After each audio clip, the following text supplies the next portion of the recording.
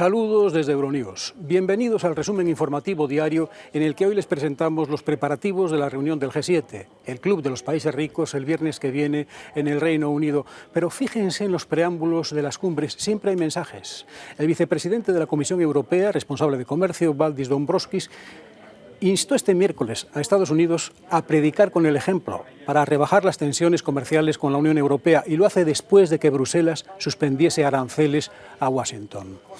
Tras la ratificación de la condena a cadena perpetua por el genocidio de Srebrenica, el militar serbio-bosnio Ratko Mladic, hablan las víctimas.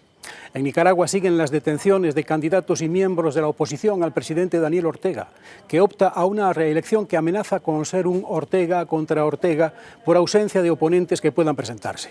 Además, gran bronca en el Parlamento boliviano en una sesión de control del gobierno por la detención de la exmandataria interina Yanine Áñez. Más que palabras, mientras en el exterior del Parlamento se hacían presentes las víctimas, los familiares de las víctimas de las masacres de Sacaba, Sencata y Pedregal, en las que murieron más de una veintena de civiles reprimidos por el ejército cuando Áñez era presidenta interina del país.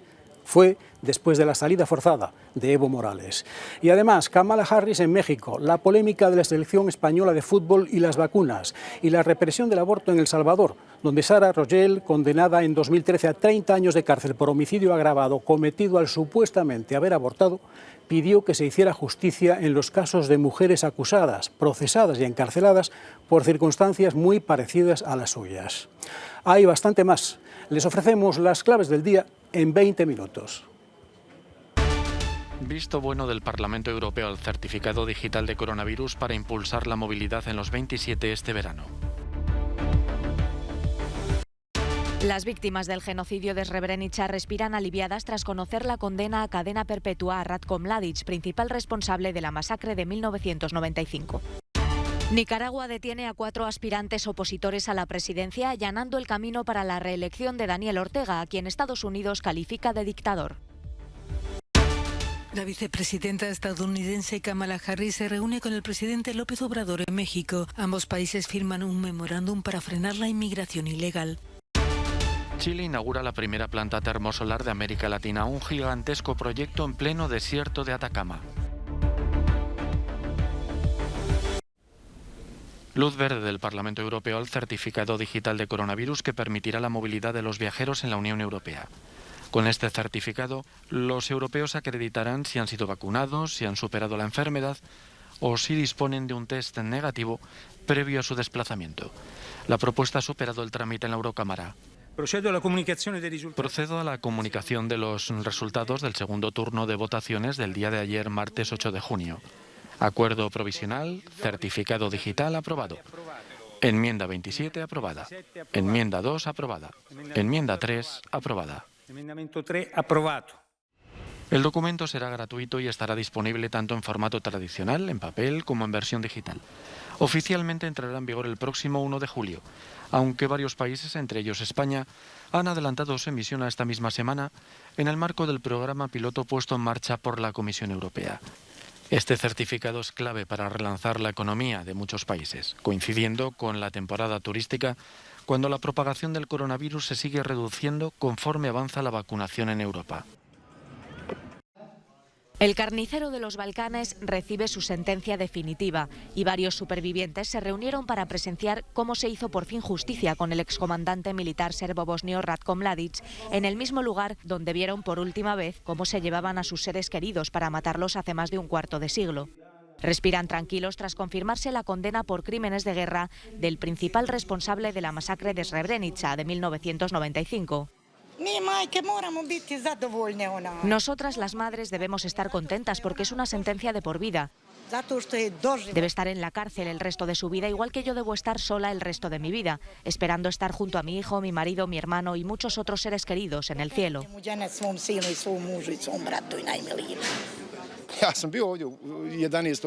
Estuve aquí los días 11, 12, 13 y hasta el 21 de julio de 1995.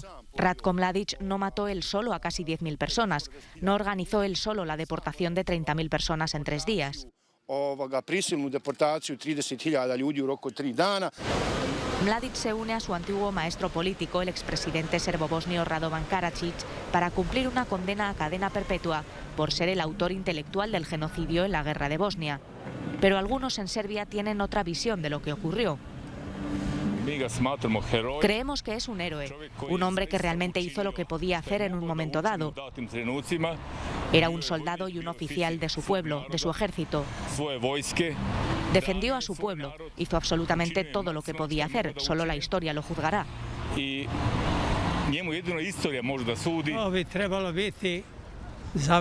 Debería haber sido absuelto, es lo que se merece, incluso el hecho de que esté ahí no es bueno, es un veredicto de un tribunal político.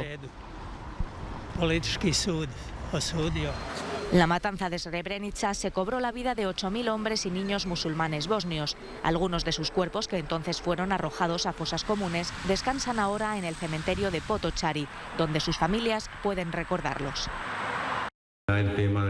Daniel Ortega se quita de en medio a la oposición. Ya son 4 los aspirantes opositores a la presidencia de Nicaragua que han sido detenidos por las autoridades. El último, este hombre, Juan Sebastián Chamorro García, sobrino político de la expresidenta nicaragüense Violeta Barrios de Chamorro. Chamorro llevaba meses denunciando la vigilancia policial a la que estaba sometido. Hacerse saber de que te están vigilando, pues. Para ellos lo que según ellos quieren hacer es que uno esté permanentemente pensando en que ahí están ellos siguiendo, pues, ¿verdad? Entonces ahora vamos en el carro y ellos van atrás ahí siguiendo, ¿no? Eso es lo que hacen cada vez que salgo por los últimos 4 meses y medio. El político de la Alianza Ciudadanos por la Libertad está acusado de incitar a la injerencia extranjera en los asuntos internos. Bajo esos mismos cargos se detuvo poco antes al académico y opositor político Félix Maradiaga.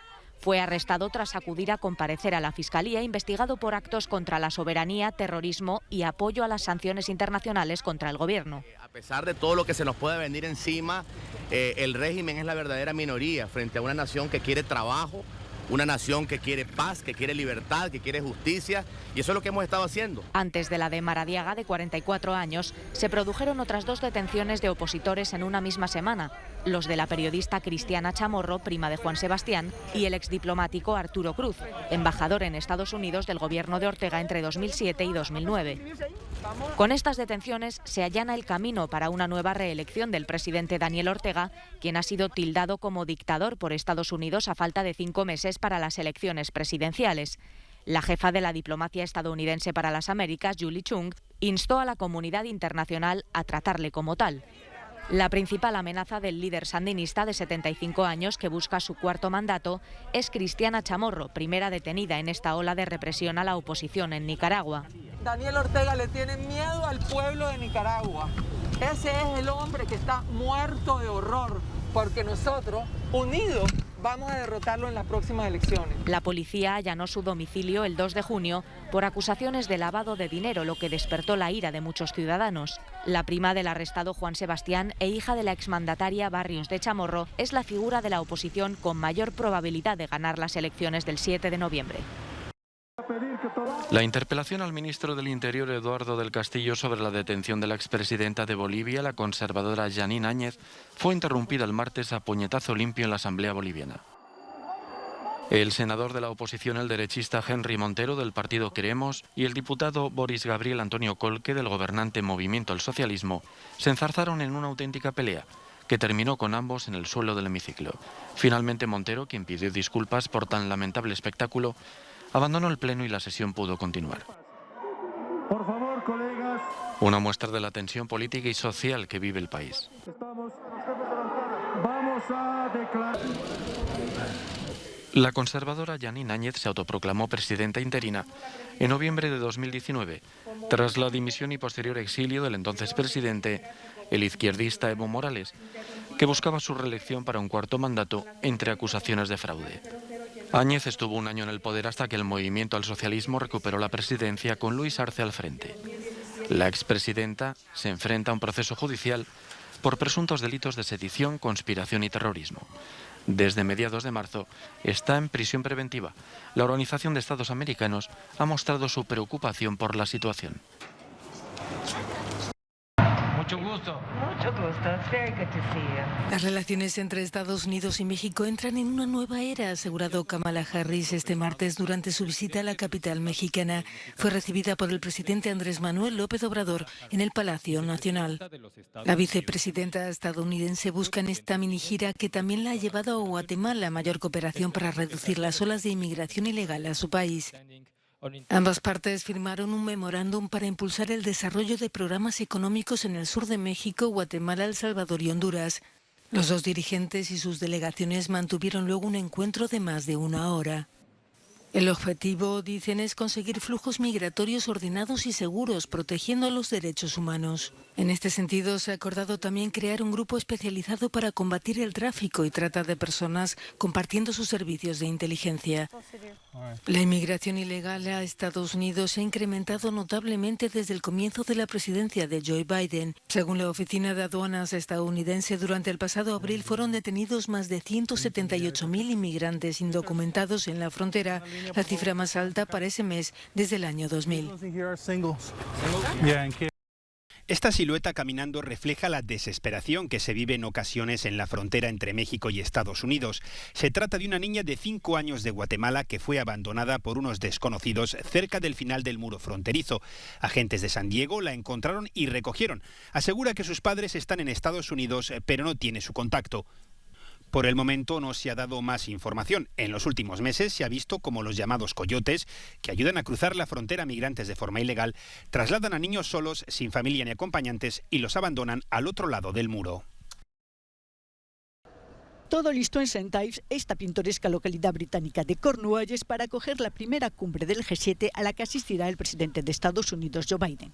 Los dirigentes de los miembros del G7, Canadá, Estados Unidos, Japón, Alemania, Francia, Italia y el Reino Unido, no tendrán mucho tiempo para el turismo al tener que tratar temas como la crisis del coronavirus y el cambio climático, a los que se añaden Bielorrusia y Ucrania. La seguridad ha sido desplegada al máximo en torno al hotel donde tendrá lugar la cumbre, al tiempo que se ha despejado la zona de personas consideradas indeseables, como denuncia esta activista. Algunas personas sin hogar han tenido que alojarse en automóviles, otras en tiendas de campaña, otras fueron ubicadas fuera de Cornualles y son personas que nacieron y se criaron aquí y ahora han sido desplazadas a hoteles de Plymouth y de Oakhampton, que están a muchas millas de distancia, lo cual es imperdonable. Tras esta cumbre de los países más ricos del mundo, que tendrá lugar el próximo fin de semana, Joe Biden realizará su primera gira europea, pero sobre todo mantendrá un encuentro con el presidente ruso Vladimir Putin el miércoles en Ginebra, tras unas tensas relaciones ruso-estadounidenses bajo el mandato de Donald Trump.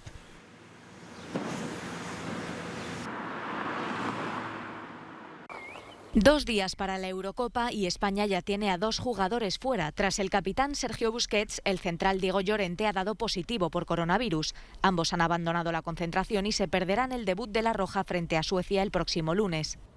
No hay más jugadores contagiados según los test PCR realizados este miércoles por la mañana, pero sí un gran revuelo. El seleccionador Luis Enrique realizó una nueva convocatoria con futbolistas a los que recurrir ante posibles bajas. Son 6 jugadores que se entrenan en una burbuja paralela. Entre tanto, hay un debate abierto sobre si vacunar o no a los internacionales y la polémica no se ha hecho esperar. Hay quien critica que se les dé una prioridad a los jugadores que no han recibido colectivos más vulnerables. No me parece mal que se vacune, me parece mal que a nosotros y otros muchos colectivos crónicos, insisto, se nos vayan dando largas sin tenernos en consideración. Y ahora pase esto, ¿no? Creo que hay que ser muy prudente con esa toma para no dar la impresión de que se están generando, en función de un determinado estatus, diferencias a la hora de recibir la vacuna. El ministro de Cultura y Deportes, sin embargo, defiende que se planteen excepciones vinculadas a un gran acontecimiento deportivo. Nos representan, ¿no? Y me parece que todo lo que podamos hacer para que compitan en mejores condiciones, pues debemos hacerlo. La Comisión de Salud Pública ha evitado pronunciarse sobre la vacunación de los jugadores. Deja la decisión en manos del Consejo Interterritorial. Los turistas extranjeros empiezan a llegar a Mallorca tras la apertura de las fronteras españolas a los vacunados de todo el mundo, excepto Brasil, Sudáfrica y la India, y a los ciudadanos de la Unión Europea no vacunados, pero con un test de antígenos reciente. Karin es alemana y está comprobando cuánta verdad hay en los tópicos. Es un lugar muy bueno, hay sol y la comida y la bebida es siempre buena. El creciente movimiento en la zona de la playa de Palma anima a los hosteleros.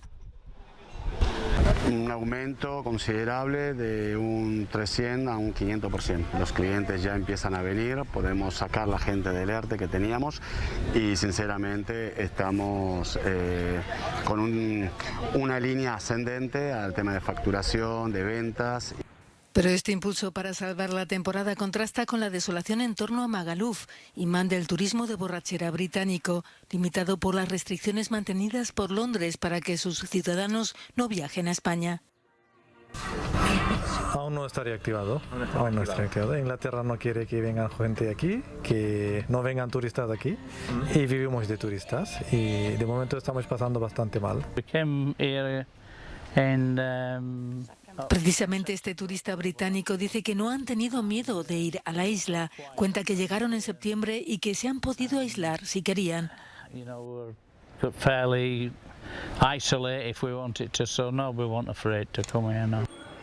Baleares es uno de los destinos preferidos por los europeos. El turismo representó en 2019 el 12% del PIB español y aún queda mucho verano por delante. Estados Unidos aprueba un nuevo medicamento contra el Alzheimer. El aducanumab atacaría la causa subyacente de esta forma de demencia en lugar de sus síntomas. Es el primer fármaco aprobado en casi 20 años contra el Alzheimer. El Organismo de Alimentos y Medicamentos de los Estados Unidos asegura que existen pruebas sustanciales de que el fármaco reduce las placas beta-amiloides en el cerebro y que esto probablemente ofrecerá importantes beneficios a los pacientes. Pero el fármaco es aún controvertido. Hay especialistas que subrayan que los resultados de los ensayos no son concluyentes.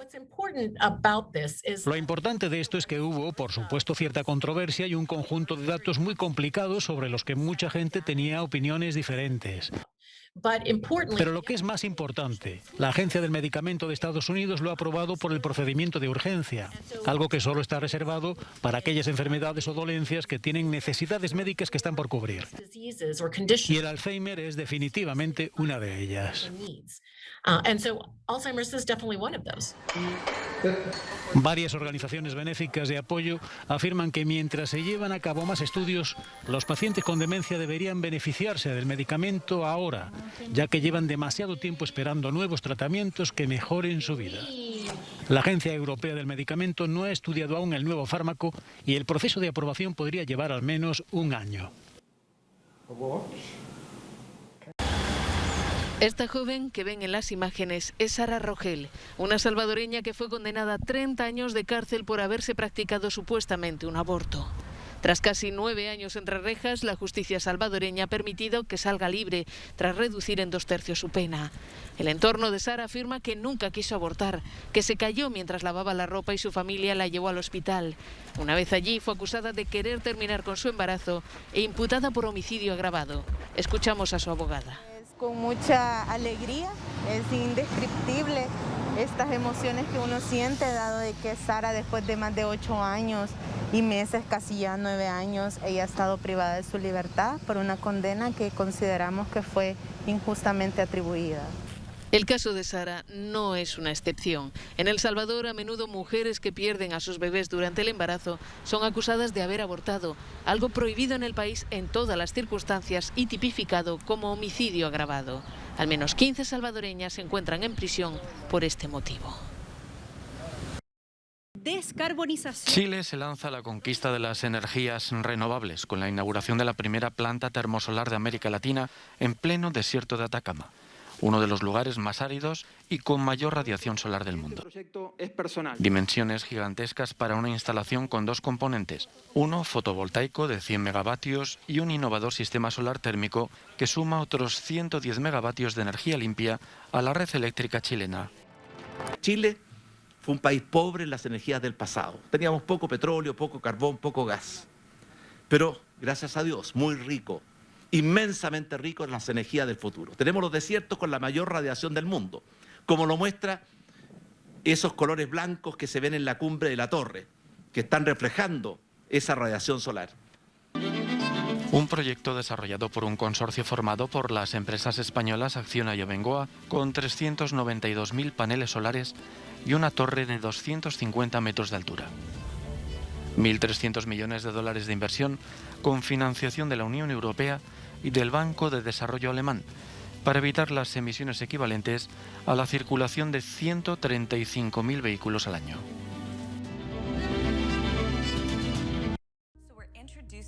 Apple ha anunciado la inclusión de una serie de funciones de protección de la privacidad en su conferencia anual de desarrolladores. Entre ellas, Private Relay, con la que se puede ocultar el comportamiento de los usuarios en los navegadores, tanto a Apple como a los proveedores de Internet y a los anunciantes. En Apple creemos que la privacidad es un derecho humano fundamental, aseguraba el vicepresidente de la compañía. No pensamos que haya que compensar las grandes cualidades con la privacidad. La empresa de Cupertino ha recibido presiones para reducir su seguimiento de los datos de los usuarios. Cualquier compañía que se apoya en el rastreo de las personas o en ser capaz de descubrir quién eres y lo que haces para ponerte publicidad lo tendrá muy difícil ante estas nuevas restricciones de privacidad que ha establecido Apple, comenta este analista. Aunque esta función no estará disponible para los usuarios en países como China, uno de sus mercados más importantes, Arabia Saudí, Bielorrusia, Egipto, Colombia, Sudáfrica o Filipinas. Apple también ha presentado, entre otras novedades, su nuevo sistema operativo iOS 15 y la herramienta Live Text, que reconoce y digitaliza el texto incluido en las fotografías. Y hasta aquí hemos llegado en Euronews hoy. Les dejamos con el habitual no comment, que hoy nos muestra una manada de elefantes en China que salió de su hábitat, contra toda costumbre previa, y ya han recorrido más de 500 kilómetros. Hacen pausas en una ruta que estudian los zoólogos que siguen sus pasos. Como de costumbre, seguimos con ustedes las 24 horas del día en nuestra programación, en las redes sociales y en nuestra página web. Hasta el próximo programa. Muchas gracias por su tiempo.